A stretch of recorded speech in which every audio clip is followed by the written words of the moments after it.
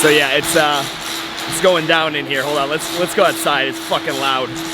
All right, so you guys can see we're just fucking up the entire floor, ripping up the wood, putting down rubber. I dropped an image maybe a vlog or two ago showing kind of what we're going to. Here's the updated version. And essentially we're going to a pick your spot model, very much like spin studios where they're gonna have a set location. They've got a set of high rings, a set of low rings, their barbells there, whatever equipment we're using. It's all right there. They pick a number, you know, they pick the spot on the floor and it has a corresponding number and that's their spot. You guys all know what it's like. You have fixed limitations with your workouts, especially you barbell CrossFit like models, and then, you know, clients just kind of show up and be like, oh, well, I brought 3 friends. You're like, fuck, I wasn't planning on your 3 friends here, man. I thought about this with like 15 people in mind. And they're like, well, you know, they could just fit over here. Like, the cool thing about this new model, like a pick your spot model, is that no one's gonna ever take for granted that people can just show up. We have, we're upgrading our MindBody app, so they're literally gonna have a diagram. They have to pick the number, and there'll be consequences if there's no shows and shit like that. But essentially, very much like a lot of the higher operational capacity models have gone to, that's what we're doing. Now again, I dropped some of this information in with some other gym owners, and I got a lot of flack and feedback. I think people just, and number one, a lot of motherfuckers just don't like me. Number two, I think people don't like when someone is going against the grain and they're kind of fearful that, fuck, well, maybe he's right. Shit, should I be doing that? And then it creates this internal conversation. And so just the visceral reaction is, fuck it, fuck that guy, fuck that idea. And that's cool. Like, there's plenty of models. Like Alchemy 365 has open enrollment. There's no pick a spot, and they pick 50 fucking people, and they have a really high operational capacity model. You know, Metabolic, same thing. They have a cap class, but they don't have a pick your spot. This is just something we are going ahead and giving it a try, and I apologize that the wind is fucking with this mic right now, but we're just going ahead and giving this thing a try. I think, like just like everything else, my gut tells me I'm fucking right. Only time will tell. I'll keep you guys in the loop. But yeah, just want to let you know kind of what we're doing over here at Urban. Just fucking with shit. Just doing shit and then breaking it and fixing it and doing over it again and over. Like, just constantly fucking with shit. All right, cool. On with the vlog. What the fuck, though? So Joe is working with Reebok, CrossFit, Uptown, Charlotte, Reebok. They do have the longest URL in history. Name. Yeah. They've done a great job in this spot, a good clientele, but all clientele has a brand, right? There are some gyms, like there's a gym on the south side of the city called South Charlotte CrossFit, very competitive brand, very grungier warehouse. They cater to more someone who wants to do a Wadapalooza thing. Sure. I've got my buddy John. John is a member at a Reebok, and John's also gay. And John's very much he's like, no, Stu, that's the gay gym. And he's like, right. I'm like, really? He's like, yeah. He's like, the gays love Reebok and berries. And I'm like, oh, well, that makes sense. I mean, like, they're both really nice gyms, blah, blah, blah. I get it. I'm like, John, why don't the gays like me as much? I'm like, I'd love for the gays to like me. He goes, I don't know, Stu. Maybe it's those shoes. Like, he'll just make some fucking comment. Maybe it's the fact that you call us the gays. Is that even, can I say gays? Dude, last podcast I just had, I called wall balls queer. Oh, God. I'm not going to edit it. These are tough. But the reason I brought this up is, again, you have to utilize the language and condition people to say the things you want them to associate with your brand. Going back to, you know, the gym and Reebok and what the kind of clientele you have are representative of the brand. What all those people say on aggregate, if you were to go and, you know, be able to quantify all that, are people like, how many of my members, when they talk about a class, are talking about build, sprints, and grinds? How many of them are saying sweat local? How many of them are saying deuce? How many of them are saying, like, what are they talking about, you know? And then when you make the changes that you do, does that, you know, where are those changes articulated? This has probably been the hardest 3 weeks for me from the DMs. I get DMs from people that are painful to listen to because they're fucking annoying questions.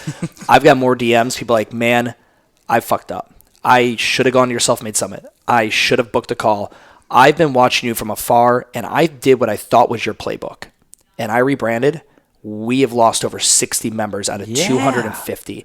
And my wife is flipping the fuck out.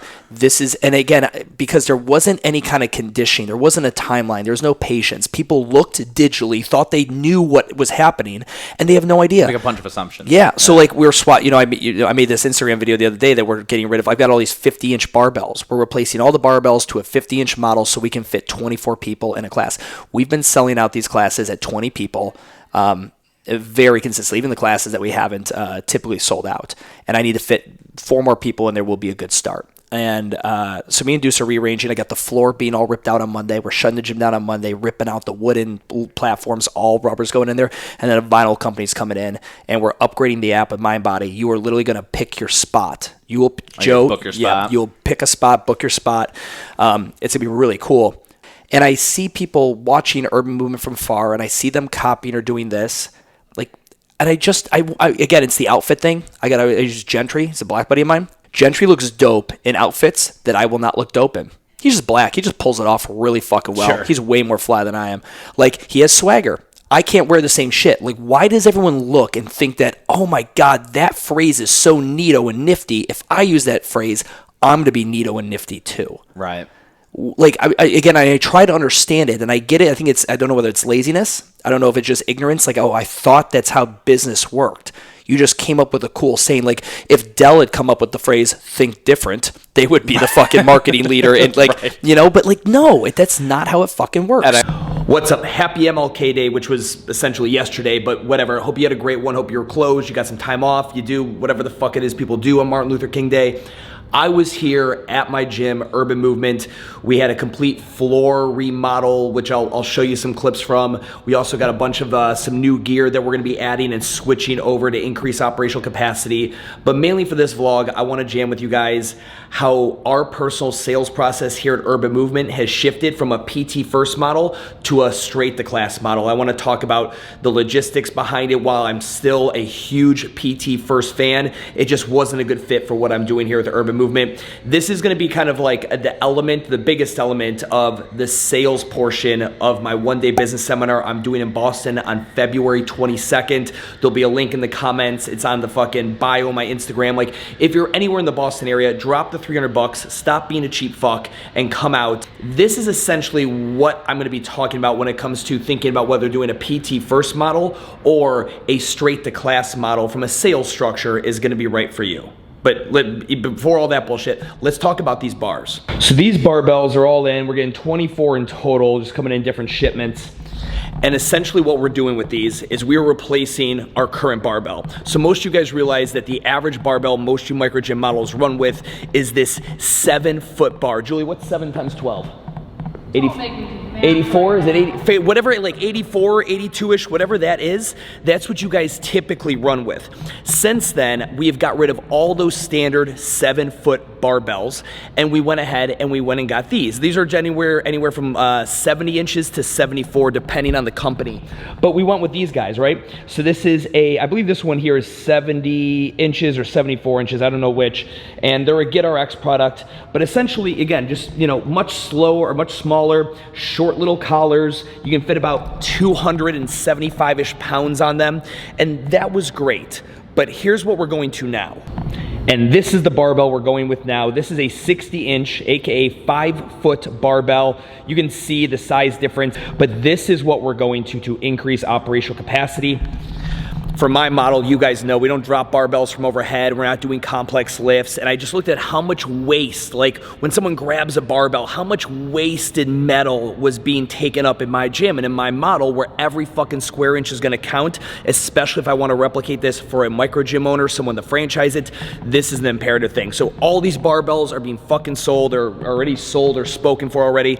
And then all the 50-inchers are coming in. The other thing we did is we got rid of all the wood. I made the vlog a few days ago. You'd see all the fucking wood back in here and back in here, completely gone. We used to have lanes, now it's all rubber. We're getting vinyl put down, these little sticker, kind of gluey, adhesive, whatever the fuck they call it.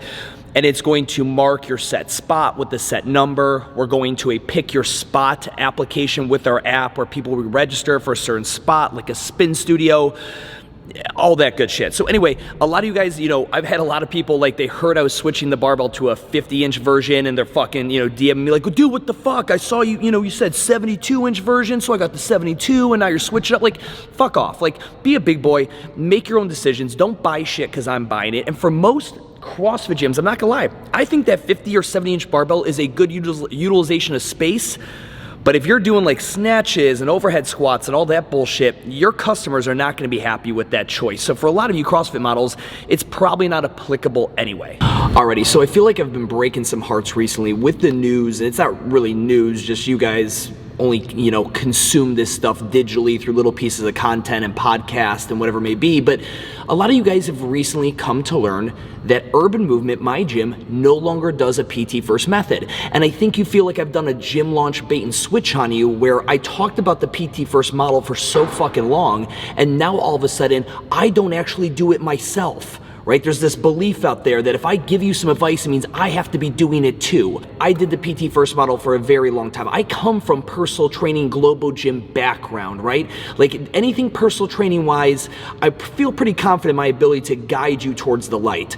My model changed with our aspirations as we went further down here and really figured out our brand and what we were doing. We knew the end goal was franchising, replicating a business model, not for clients, like I love them, but it's not for them. I want to create a model for microgym owners that are able to look at my journey and be like, this guy's kind of got it figured out. He's got like the barbell pull-up thing, kinda, and he's kind of got like the high-intensity cardio thing, kinda, and he's meshed the two, kinda, and it's made something I really like. I enjoy watching his journey. I like the cut of his fucking jib. I don't mind that he swears a lot, and you know what? I'm sick and tired of running a busted-ass microgym. I might see if I can apply to become a franchisee and retrofit my microgym into an Urban Movement, and I'd like to become a part of the Urban Movement family. So again, that is overall what I'm creating here, and because of that, we have to create things that are scalable. And unfortunately, one of the things with the PT first model, it's very, very, very difficult to scale, especially for a volume-based model, which is what we are going for. But PT First is still my 99.9% recommendation for the average CrossFit microgym, barbell-based microgym, that kind of scenario, because I truly believe it gives you the highest opportunity to succeed. My boy Craig Patterson over at Mad Labs, dude, I feel like I'm gonna give the guy a fucking heart attack when I told him I was going straight to class. That's what I'm calling that now, right? Like instead of onboarding or group only, there's PT First and straight to class. And I mentioned to Craig because we're trying to catch up in my seminar that I'm having in Boston, Massachusetts, February 22nd. Fucking be there. Anyway, I was telling him that we switched to a straight to class model, and I bet you it broke his fucking heart. But at the end of the day, he understands, I understand, I have different aspirations for my business than the majority of you guys do. But I want to go ahead and show these two models because there are opportunities that exist within both. There are gyms like Metabolics and Orange Theories and F45s and Alchemies that fucking kill straight to class. And then there's models like, every other CrossFit gym I've ever advised that does PT first. Mad Lab gyms that are doing PT first. I'll be deep diving into this at the Boston seminar, so I'm not going to give you everything here. That's reserved for the fuckers that travel and pay to go to that thing. But I want to give you enough here to give you something to start thinking about as it relates to these two models. So for those of you guys who are not in the know, PT First is where you create required personal training in some number of sessions before someone can join your group class. Straight to class is where somebody can come in and jump right into class. Now, why would someone choose one over the other? Very simple. PT First creates, the first and foremost, a secondary revenue stream that directly impacts the payroll of your coaching staff and directly impacts the retention of those members. Those members are far more likely to stick around because of the relationship they've created over 3, 5, 10, 15 hours of personal training before getting the class. A straight to class model is going to have a much lower barrier to entry, and when your model is simple enough that you don't need fucking 5, 10 hours of personal training, private coaching, individual instruction, because you're not teaching people the fucking overhead squat or what a kip is, and you see that 15-foot rope? Your ass is gonna fucking climb it, Sally. When you don't have that stuff, you're able to get people straight to class. Again, different financial aspirations, different goals, all that I'm gonna get into, but I just wanted to kind of break down the basics. PT First versus straight to class.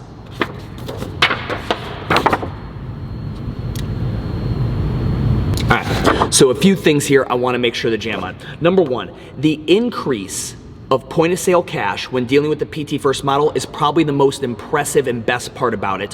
Whereas a straight to class model is going to give you 1-to-1, meaning your membership's $200, they pay you $200, that's 1-to-1 at the point of sale. PT First, you'd be getting $400, $800, $1,000 in personal training. Oh, and then the membership is $200 a month thereafter. So the amount of money you get at the point of sale is much higher with PT First. Also, increase in retention. Your retention, like I mentioned, is going to go up because of that personal communication and that personal relationship that is, created amongst spending an hour with people one-on-one. Any of you guys who have great clients, I guarantee you your best ones have probably come from some kind of a one-on-one personal training, or back when the gym had like 17 members in it and you had classes with only one person. That's where real relationships are made. An increase to barrier to entry is also one of the fucking elements.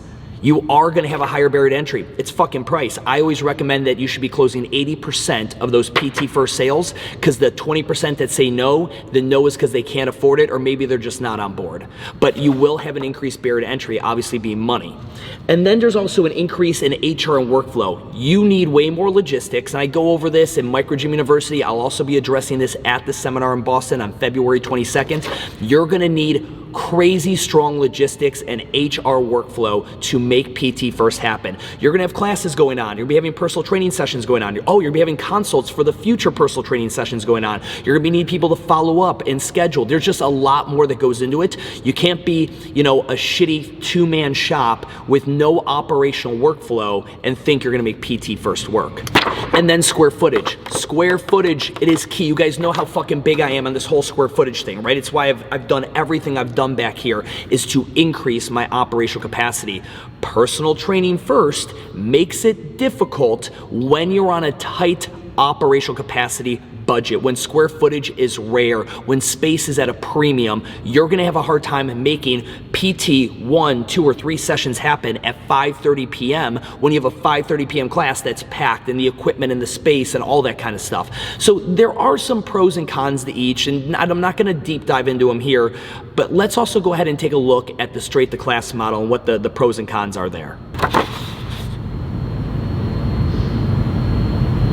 All right, so when you're talking straight to class, obviously you're gonna have a lower barrier to entry. You're not gonna have a much higher price point up front, which again means you're gonna get a different kind of clientele, right? Or you're gonna be able to attract a different kind of clientele, whether you want to or not. That's completely, again, it's a different marketing demographic type conversation. But you're also gonna have a decrease in point of sale cash compared to PT First, right? You're just probably getting that first month's payment up front. Maybe you're gonna be, pretty, slick with it. Maybe you're gonna incorporate some additional sales to increase the, upsell that initial point of sale. Think of, McDonald's, would you like fries with that kind of scenario? But generally it's gonna be much lower than PT First, but you're also gonna probably see a lower retention. And it's just the nature of that these people are coming in, they're getting, baptism by fire into your group class, and you will see higher fallout. However, because this is a volume-based model, you're also signing up more people. The ability to market definitely goes up. Without that barrier to entry, you're able to talk about the process and how easy it is to get started. If you're a PT First gym, one of the stories you can't go running with in your marketing and your copywriting is, oh guys, this is super easy to get started. It only takes 10 sessions at $70. It's a little bit more difficult. And the last thing, increase in operational capacity. You gotta fucking have it. When you guys realize how much space you have, and then you realize how many people you want to fit in a volume-based model, right? A straight-to-class model, you start realizing that maybe that GHD in the corner or that fucking, jerk block set probably wasn't the best utilization of space or money. So you have to have a higher operational capacity. You have to have better traffic and class flow logistics because people are coming and going. You got to have a better inventory of your, equipment and what you have to work with. Bottom line, both models are absolutely fucking great. But I want you to keep this at top of mind. Quality versus quantity. Quality versus quantity, that is what we always hear when it comes to PT First versus a straight to class model. I think you could have both in both scenarios. And again, not to deep dive into this completely, come to Boston on February 22nd if you want that. I really think that you can have quality clients in a quantity-based model, high volume-based model, like what I'm trying to do, Orange Theory, Metabolics, all that. Not all of them. but you could have a quality of client as long as you develop a brand that speaks to a certain avatar. When you look at, you know, the 6-week challenge and what that did to a lot of gyms, I think a lot of us associate high volume models and bringing a bunch of people in and straight to class with these shitty leads that can't afford it, and after the promotion, they never fucking stick around. And again, depending on how you run some of these ads, if your membership's $200 and you run a fucking promo for $50 a month, yeah, you're gonna probably attract some dog shit fucking, you know, members that are not gonna be high quality. On the PT First side, you definitely get a much lower quantity, a much higher quality. And I don't think there's any arguing there. I definitely think PT First wins out on that hand over fist every single time. But I don't like people just to, you know, blanket statement that high volume, you know, membership, high volume straight to class type, you know, logistics is going to create a shitty quality. And again, I'll be going deeper into how to kind of navigate that. So if you are either model, how to make sure that your marketing and branding stays on point with the quality of the person you want. But again, just a little something to talk about, because I feel we paint straight to class models with this very negative brush when we all know that they're some of the most successful models in the world are doing straight to class. Now, that's not to say that there's not flaws, and that's not to say that there's not an opportunity for you to fucking kill it with a PT First model. I just want to point out from all angles so you guys have a good, unbiased opinion which way, you know, shine the light in the corner and really kind of look at the skeletons and the pros and cons of these two different ways to run your micro gym. And the last.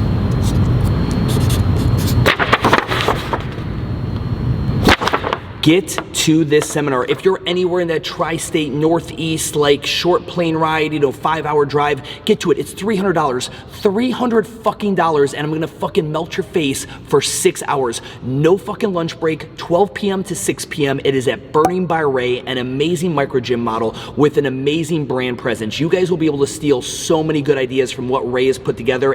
Be there. 300 fucking bucks, 6 hours with me. We'll go get beers afterwards. I hope to fucking see you guys. Thanks for watching the vlog. Peace. I'll see you next time.